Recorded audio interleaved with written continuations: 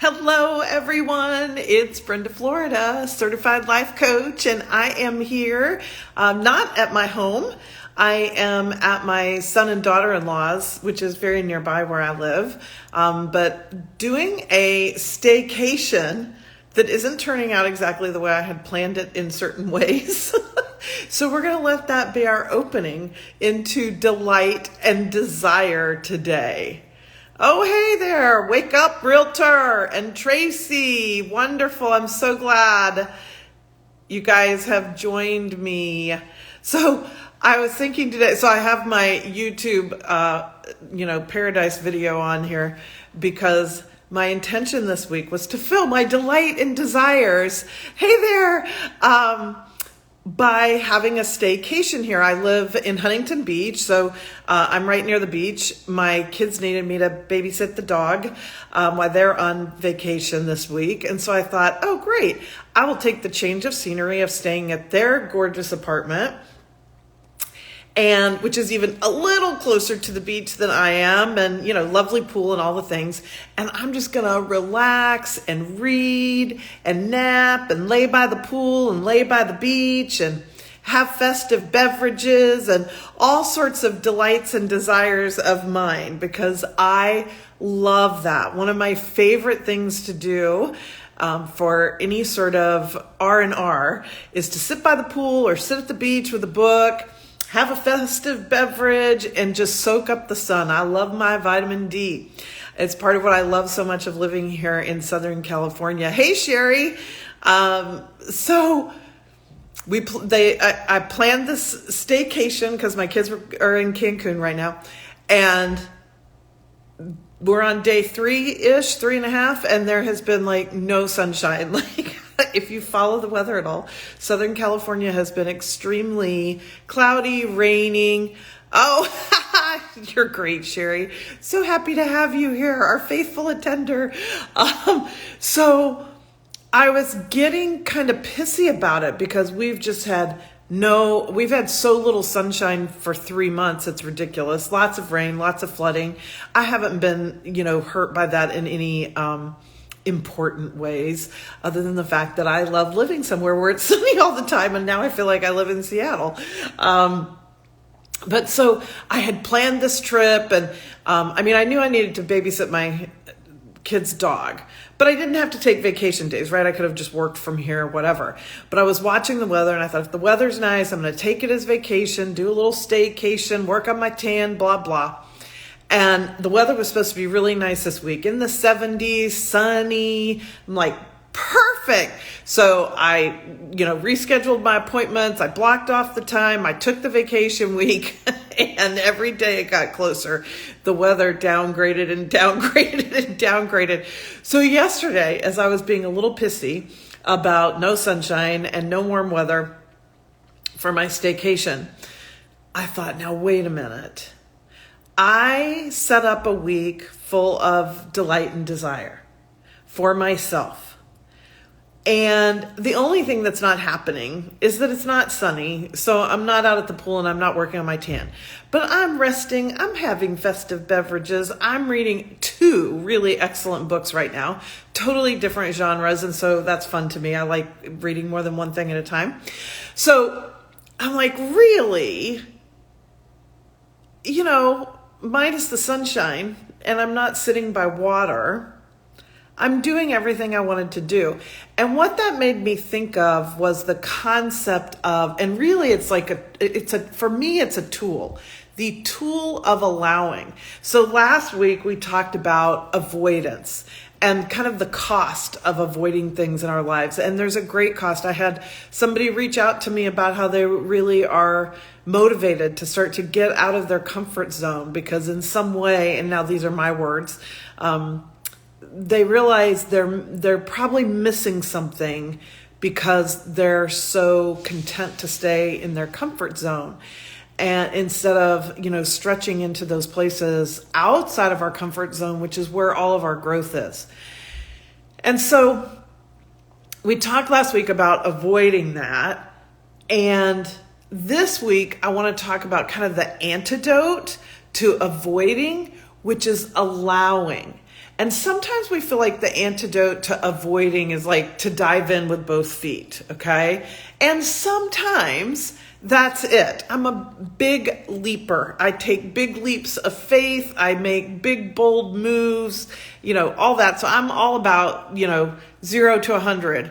And life doesn't always work that way. And sometimes that's not always the best thing for us. So to me, really, the antidote to avoidance is allowing. It's just allowing.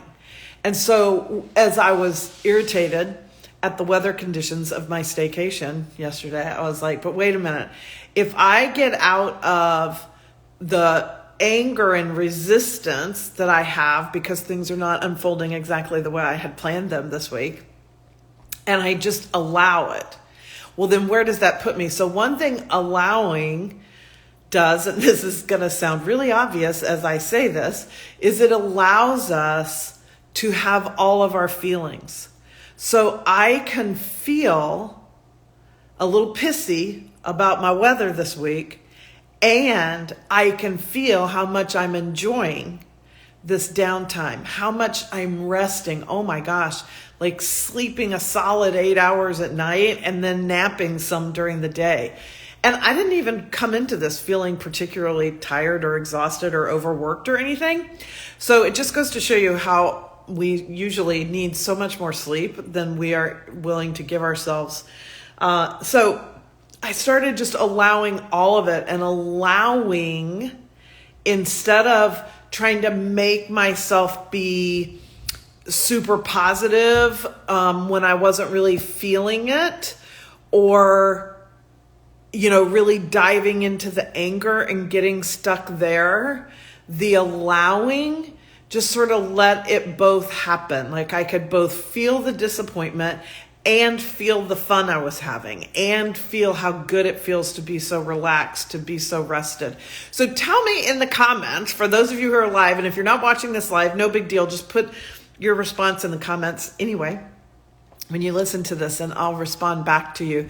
If that makes sense to you, how sort of allowing sort of takes the pressure off of being overly optimistic as if we should, right? And it also takes the pressure off the avoiding of what we don't want to feel.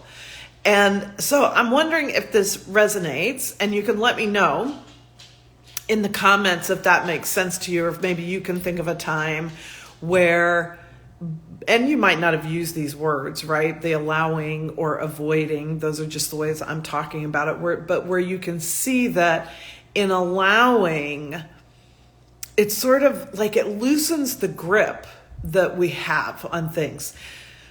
Another opposite of allowing would be controlling. And so I have so many clients, and I love this about my work. I have so many clients who come into their coaching relationship with me feeling like they're a total control freak. Well, not just feeling like it, evidence in their life would support it. And so we control things because we're afraid in some way or another, right? We're afraid it's not going to happen the way we want. We're afraid it's not going to turn out right, whatever. So we get into controlling, whether it's controlling ourselves or controlling other people, so that we can have the experience we want, or so that they don't get mad at us or whatever. Oh my gosh, this is so funny. My grand dog, here's Finn. Let's see, can you see him? He is actually pawing at this glass door because he wants to stick his head out. Here, hang on, let me. All right. We're in a Instagram live now, Finn. So, all right, I'm back. He's outside on the patio where he wants to be. So allowing gets us out of control. Allowing says, control is such a illusion anyway, because we're really not controlling anything about life, especially when it involves other people. We can take control of ourselves, but I don't really like that word, because it feels so forced to me, so limited. And when I'm allowing, when I'm in delight and desire, I'm in an expanded state of consciousness. That's why I like it so much. That's why it is the title of this show that we're doing.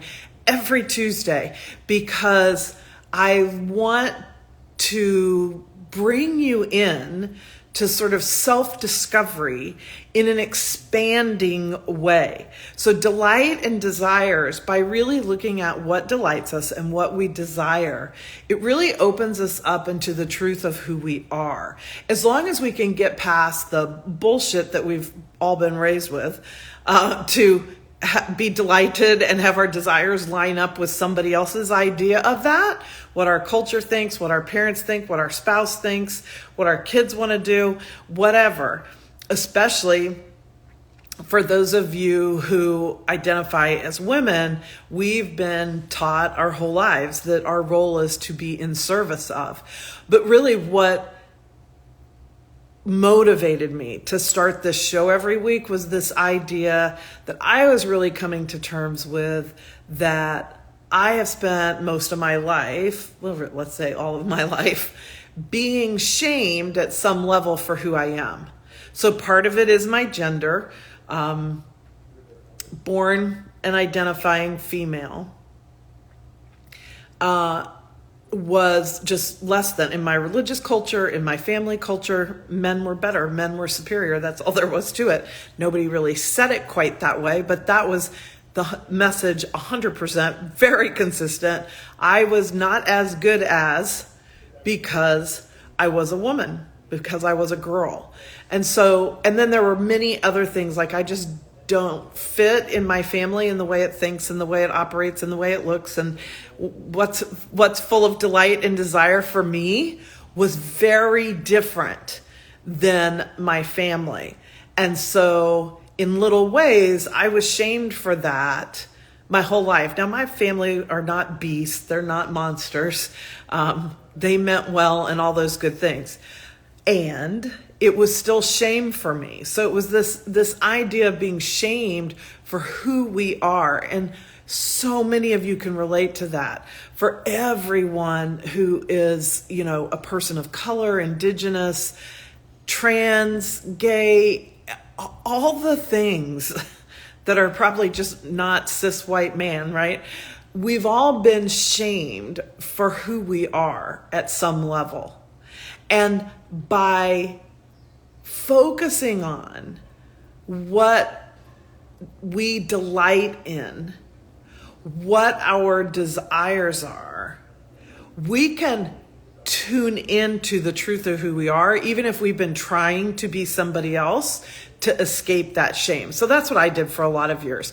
I was people pleasing. I was being the perfect Christian wife, or, not perfect. I didn't think I was perfect, but trying really, really hard to be really, really good at being a good Christian and a good wife and a good mother and all the things. And I got so far away from what my own true delights and desires were that one time in a therapy session, the therapist asked me what my favorite color was, and I actually looked to my husband to give me the answer. And at that moment, I realized just how really lost I was, how much I had lost myself in trying to be who everyone else wanted me to be. So one of my passions for this show every week, and I do this every Tuesday at noon Pacific, so 3 Eastern, fill in your other time zones. And Sherry's been with me here for each episode. I love it. Thank you very much. And I love all of you that join me here live and put your comments or questions in, as well as those who watch it in the replay. But I created this show because I wanted to give you a way that maybe you're not thinking of to sort of enter into or expand, continue your own journey of authentic self-expression, to live, I think the most, sort of like the highest calling maybe for all of us, is unapologetically being authentic. That unapologetic part is really important to me too, because there have been times in my growth in this, and it could be just a typical phase. I see it sometimes with clients where we can sort of accept who we are. We're starting to learn who we are.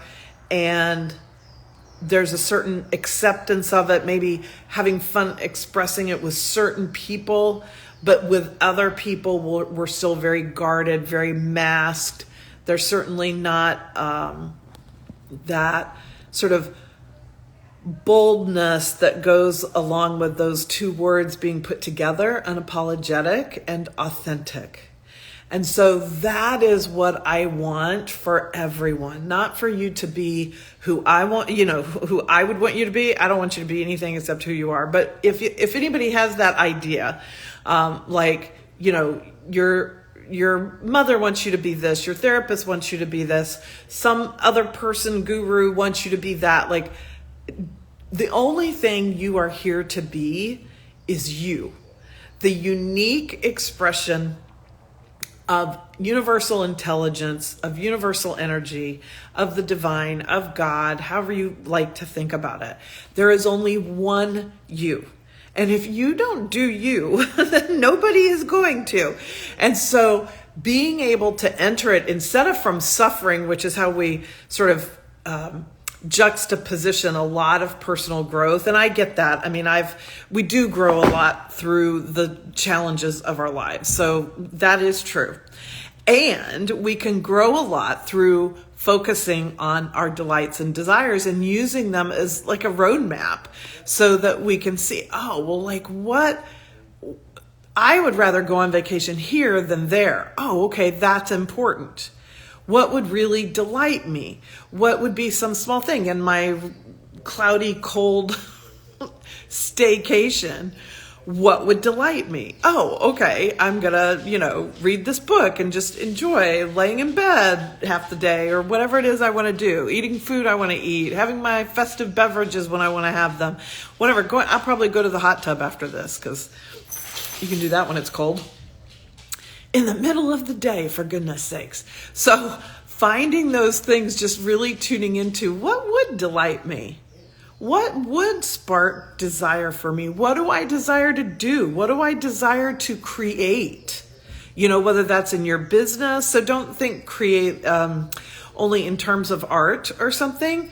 I'm thinking of creative in all the senses of it. So creative in solving problems, creative in expanding your business or your career, or creative in some way you want to do things differently in your family, or whatever it is, how you want to travel.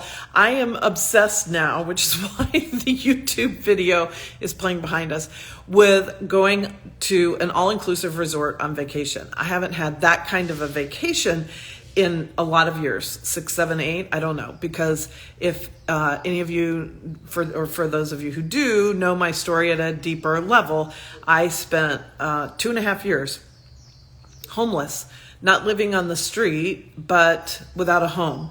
And then the last 2.5 years or so, sort of recovering from that. So I'm super grateful that I live in a lovely little apartment by the beach, and life is good in so many ways. And I miss a real vacation where I go to a resort and I go out to eat 3 meals a day, and people bring me my drinks and they make my bed, and I just get to enjoy it all. So I am really missing. I know. See, I do deserve it. And we all deserve those desires. We all deserve the desires of our heart.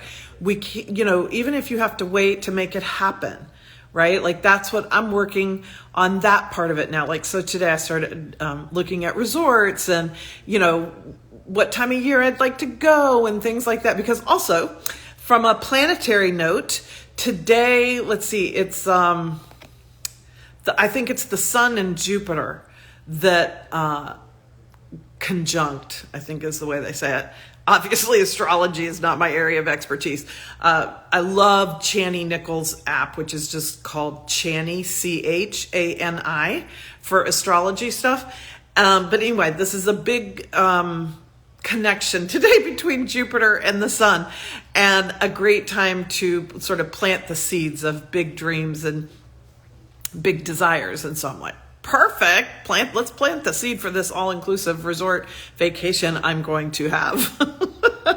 And some other things that I want for my life in addition to that. And by staying tuned into what delights me, right? Like even as an entrepreneur, I think this is so important, but also for those of you who are working for other people in a career, like being able to show up for work that you desire, work that delights you, is so empowering. Now, I'm not going to pretend that everything I do in service to my business as a life coach delights me, right? There are certain tedious things about it. I don't love getting my podcast from the recording it, which I do love, to getting it scheduled and, edited and ready to be sent out every Sunday. I don't love all those steps, but what I love is recording the podcast and putting it out, just like I love this show, because I love giving everyone who follows me a certain amount of really good content that is like my gift to you, right? It allows me to express my gifts in the world, and it allows me to invite any of you who are listening, who are interested or curious about working with me, to hop on over to my bio and click on the link for the 15-minute call, and let's chat about if now is a good time for you to get into coaching with me, if I'm the right coach, all those things. It's free. There's no obligation. There's no pressure. I mean, why would anybody want to pressure somebody to working with them one-on-one? I don't know, but I know people do that. So not with me. You won't have any of that, because I love being in that place of facilitating transformation in other people. When my clients talk about the wins they're having, when I see them, when they share them with me, I mean, it's just astounding. It is the joy of my life. It checks so many delight and desire boxes for me to do the work that I do. And so I just want to do more of it, coach more people, speak in more places, at more events. Part of what I want to do with the work that I put out in the public like this, is to drop that stigma that our culture still has on working with a coach. Or sometimes it's not stigma. Sometimes it's just like, I don't even know what that is. I don't know how that would help. And so I'm not going to do it, or I'm not even going to look into it.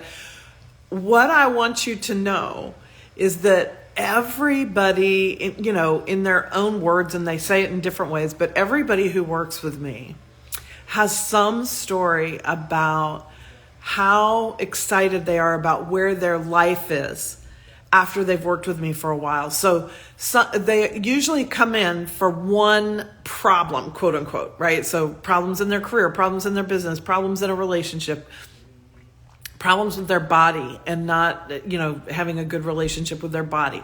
Whatever it is, people usually come in because of a thing, a problem, a circumstance that they're not delighted by and isn't fulfilling their desires. And that seems to be the problem. But what happens, because we are all whole human beings, is that whatever we do to address that ends up improving some other area of life. And then my other thing that has happened, it happens all the time, it's just part of the process, is that whatever the quote unquote problem is that we think we have, or that brings us into coaching or whatever, there's always something underneath that is really causing that. And so one of the things that I do that I think sets me apart in many ways as a coach is that I am looking beneath that surface. So if we wanted to use a medical example, it could be, I fall off my bike, I cut up my leg real bad. So we put, I go to the doctor, they put some nice antiseptic on there, which hurts so bad, and Band-Aids, maybe give me some stitches, whatever, to put those wounds there on my leg in a way that they will heal, right? Great, that is so perfect. Unless actually my leg is broken. And then in the end, it's not going to really matter that I got those stitches and those wounds didn't get infected. I mean, that's great, but I still have a broken leg. So a lot of times people think of coaching as just like, oh, coach me, sort of like we think of it in an athletic situation, coach me to the win, coach me to the goal, And when I work with people, I think, and this is why they have such big transformations, is we're going deeper than that. If you're having a problem, difficult conversation you need to have with your boss, let's say, or you're changing careers, you've got a blow up in your relationship, we're not going to just talk about what things need to happen to improve those circumstances. I mean, of course, we will deal with those circumstances, but let's also find out, how did we get there? What's behind it? What makes having the conversation so hard? What's making me avoid this? What's making me, sugarcoat over it? What's making me deny myself? What's making me buy into the cultural shame I believe that I wasn't good enough, that I don't belong here? What's causing that? Because when we resolve those things, then we change our whole perspective in how we face the world. And that's what I want for you. And that's what I want in this broadcast every week of Delight and Desire, is to help you look into, the depth of your own heart, your own soul, your own delights and desires, and really unapologetically see them and claim them. And sure, we often need help, which is why my doors are open right now. You can book a 15-minute call for next week if you want, and we'll explore working together, because that's what drives the work I do on a one-on-one level, is that it's not always enough to just know what delights us and what desires us. Sometimes we can know that, but we don't know how to get from where we are to living a life that is congruent with that, a life that is in alignment with that. And so that is what I help people do. And they don't do it the way I want them to do it. I help them find their own unique way, which is why the one-on-one relationship is so it's so profoundly impactful, because we are finding your exact solution, the tools that work best for you, for where you are right now and the situation, or whatever it is, wherever your growth and expansion is right now. So I hope all that makes sense. You can always DM me if you have any questions, even before you book the 15-minute call if you want, or just book the call and let's chat about it on the phone. Or DM me with topics you want me to cover here on Delight and Desire, questions you have about something I said. Maybe you don't feel like putting it in the chat. Maybe it feels too personal or something. And I'll address those on another, episode, and I can keep your identity private if that's what you want. So I am just here for all the delight and all the desire, and letting those be our window into our authentic self and into living that unapologetic, authentic life, because that is where all of our power is. And when we can get out of resistance and get out of avoiding and get into allowing and not forcing, right? Allowing. I just love the feeling of that word because I'm allowing it, which doesn't mean I'm a victim to it. It means I allow it, and then I say, okay, if this isn't what I delight and desire in, what can I do to improve this situation? Maybe I can't fundamentally change it today. I can't make the sun come out today, but I can take my cloudy, cold vacation, staycation day and do something that brings me joy, right? Do something that I will delight in, like going to the hot tub in the middle of the day, because I can't usually do that. So tell me what you would like to do today, whatever your circumstance, wherever you are. What would be the one thing that you could do for yourself today that would bring you delight? Yeah, Sherry, I am super solution oriented. I have always been that way, and it has served me well, except for when it gets a little distorted and out of hand and turns into being controlling. But yes, I am not about being a victim. There is always another way. And when I say that, I mean in a way that is expanding, in a way that it is more, right? Not in a way that is contracting or shrinking or, dipping into shame, but a solution that will take us to an expanded version of ourselves. And it's hard to find that by ourselves. I mean, I work with coaches too when I'm feeling stuck or whatever, because even though this is what I do for a living and I'm quite good at it and well trained, I can't always coach myself out of my own bullshit, because so much of what's, sitting by the lake and watching ducks, that would delight you today. That is perfect. That is so perfect. I have a new worksheet. Oh, this is the other thing I meant to say today. So as we're wrapping this up, go over to my bio, because there's a couple things that will help you there. One is the link to book the 15-minute call. 2 is a video about me and sort of my homeless phase of life, if you haven't seen that, and how that really led me to realizing I was feeling unworthy when I would not have thought that was the problem. So that's a great example, a great story to show that difference between what we think the problem is, which I thought was financial, which I thought was professional, but what was, and of course there were problems there, but what was underneath that was a sense of unworthiness from way back in my childhood that I didn't think was still, a part of my life. And I realized how much that was the case. And so I could have messed around on business strategies and all kinds of things for a long time, and maybe some of them would have helped. None of the ones I tried did. Or I could go right to the root cause of the problem, which was a feeling of unworthiness about my desire to have the business that I have. And so that's that video, that story. Thank you, Sherry, for that compliment on the video.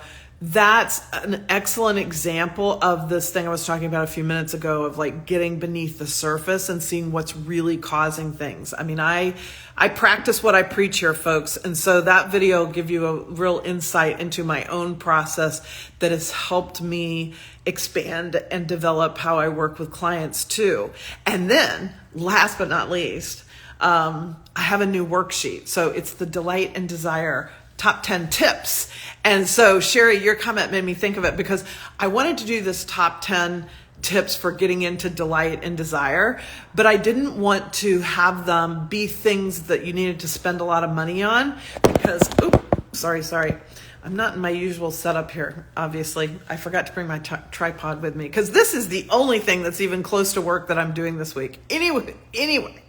So I wanted to create this top 10 tips for delight and desire that you could do without spending a lot of money, because I am more sensitive to that probably than I used to be, because, I've spent plenty of weeks not, eating way too much peanut butter and jelly and having, not $100. I mean, I spent so much time during those couple of years often having less than $100 in the bank and not knowing when any money was coming in. So I know what it's like to not have financial resources. And so I wanted to give you this tool that wouldn't require you to go spend money to do the things on the list I had, so, and it's a combination of using, these are almost like prompts, my top 10 tips, because of course, what delights you and what brings you desire might be a little different than it is for me. So that's not the point. We're not comparing.